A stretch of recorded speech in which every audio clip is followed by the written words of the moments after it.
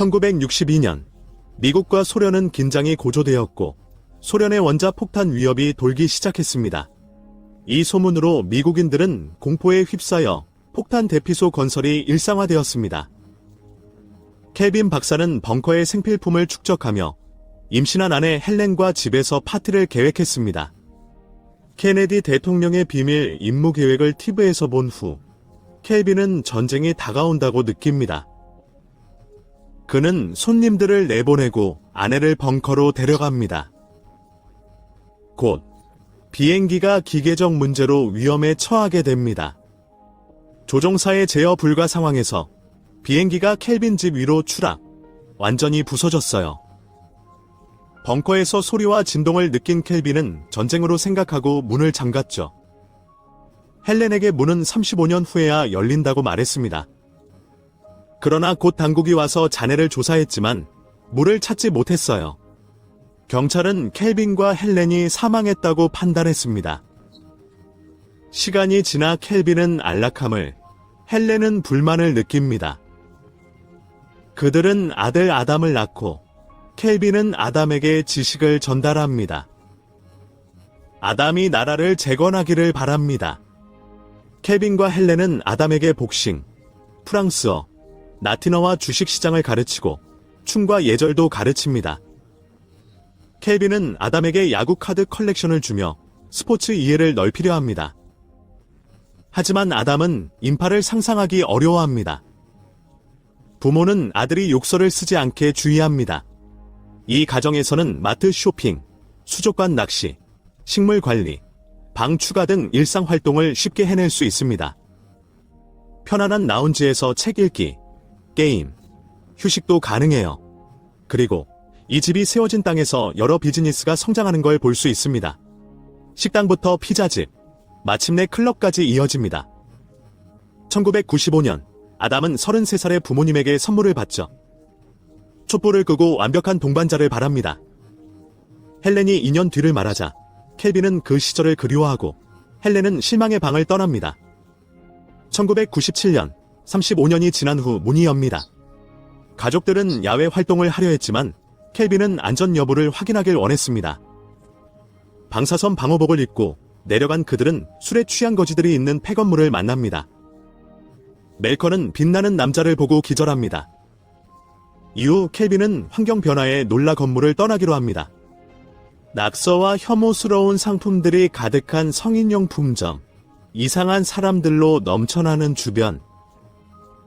켈빈은 겁에 질려 돌연변이가 가득한 황무지에서 벙커로 달려갑니다. 그곳에서 머물기로 결정합니다. 헬렌은 아담에게 화를 내며 소리쳤어요. 어려움과 자연과의 소통 필요성을 언급했죠. 켈빈은 그녀의 말에도 불구하고 마음을 바꾸지 않았고 결국 심장마비로 쓰러졌어요. 켈빈이 병든 상태에서 식량이 줄어들자 헬렌은 아담에게 식량을 구하게 했어요. 현금과 쇼핑 리스트를 주며 아담이 홀리데이인에 머물기를 바랐습니다. 변이된 소녀 이야기입니다. 켈빈이 아담에게 성인용 비디오 가게를 피하라며 방사능의 위험을 경고했어요. 아담이 집을 떠난 뒤 멜커는 켈빈 가족을 신처럼 모시고 엘리베이터 옆 작은 사원에서 예배를 드렸죠. 아담은 외부를 탐험하며 아름다운 하늘, 높은 건물, 푸른 나무를 보고 기뻐했고 이상하게 쳐다보는 사람들에게도 웃었어요. 그는 사람들에게 친근하게 인사하며 다른 피부색 사람을 보면 흥분해요. 가끔 부적절한 언어를 사용하고 성인용 비디오 가게 앞에서는 코를 막아요. 버스에선 기계 소리에 두려워하며 대화 시도에도 이해 못해. 아담은 식료품점에서 리스트에 있는 것들을 찾다가 정육점 직원에게 배달 가능하다 들었어요. 하지만 벙커로 돌아갈 방법이 없어 당황했죠. 결국 돈을 다 쓰고 아버지의 야구 카드를 팔기로 했습니다. 상점 주인이 카드가 귀중한 걸 알면서도 아담에게 팩당 $500에 팔려고 해요. 이브가 나서서 카드 가치가 4에서 $6라며 아담을 경고해요. 이브는 직장을 잃지만 아담은 그녀에게 호감을 가지게 됩니다. 마트를 나온 후 아담이 홀리데이 인까지 가자고 했을 때 이브는 처음엔 안 된다고 했지만 야구 카드 2장을 받고는 수락했습니다. 운전하며 아담은 라디오를 켰고 이브는 이 상황을 어색해했습니다. 호텔에 도착해서 이브는 아담을 내려주고 곧장 떠났어요. 아담은 방에서 도시의 전경에 감탄했죠. 그는 다양한 TV쇼를 좋아하고 멋진 일출을 보기 위해 일찍 일어납니다. 다음 날 이브는 작업으로 돈을 받지만 만족하지 않고 아담에게 카드를 돌려주러 호텔에 갑니다. 아담은 물품 수집에 도움을 주면 돈을 줄 것이라 제안합니다. 이브와 함께 필요한 물건을 사기 위해 여러 상점을 방문하고 트럭을 빌렸습니다. 아담은 이브에게 자신의 마음을 고백했고 그녀의 집에서 룸메이트 트로이를 만났습니다. 트로이는 아담의 기술에 놀라워했고 아담은 알래스카에서 온 것처럼 거짓말했습니다. 호기심 많던 헬렌은 엘리베이터에서 충격적인 광경을 목격하고 바로 그곳을 떠납니다. 다음 날 트로이는 아담에게 새 옷을 선물해 변신을 권하고 그들은 현대 음악에 맞춰 춤추고 스케이트보드를 타며 바다를 바라보는 시간을 즐깁니다. 아담은 물속으로 황홀히 뛰어들며 야구 경기를 보고 아버지의 사랑을 이해합니다. 비 오는 날 비를 맞으며 경이로움에 빠지고 이브와 함께 그 순간을 기적이라 부릅니다. 이브와 트로이는 아담을 스윙클럽에 데려가 진정한 자신을 찾을 것을 조언합니다. 아담은 이 경험으로 소중한 순간들을 깊이 체험합니다. 클럽에서 아담을 만난 여성들은 그의 부드러움, 예절, 매력에 쉽게 끌립니다. 이브의 경쟁자들은 아담의 관심을 빨리 얻고 친해집니다. 이브는 질투하며 아담에게 자신이 진정 필요한 여성임을 강조해 그를 유혹합니다. 이후 아담은 댄스로 주목받으며 모두를 매혹시킵니다. 이브는 전 남친이 애덤을 놀리는 걸 질투해도 무시하고 맞서기로 해요. 애덤은 복싱으로 그를 쫓아냈죠. 이브는 화나서 클럽을 나와 집에 갑니다. 트로이가 애덤이 라이벌과 떠난 소식을 전하자 이브는 애덤의 사랑을 깨닫고 찾아 나섭니다. 차 타려는데 창문 두드리는 소리에 놀라 넘어져요.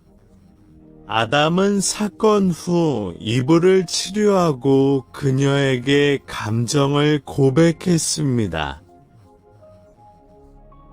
그는 이브만을 사랑하며 결혼을 원한다고 말했습니다. 이브는 트로이를 미친 사람으로 보고 쫓아냅니다. 다음 날 트로이는 아담에게 운전을 가르치며 도시를 돌아다닙니다. 아담은 성인용 비디오 상점을 지나며 메이커가 창시한 종교의 벙커를 발견합니다.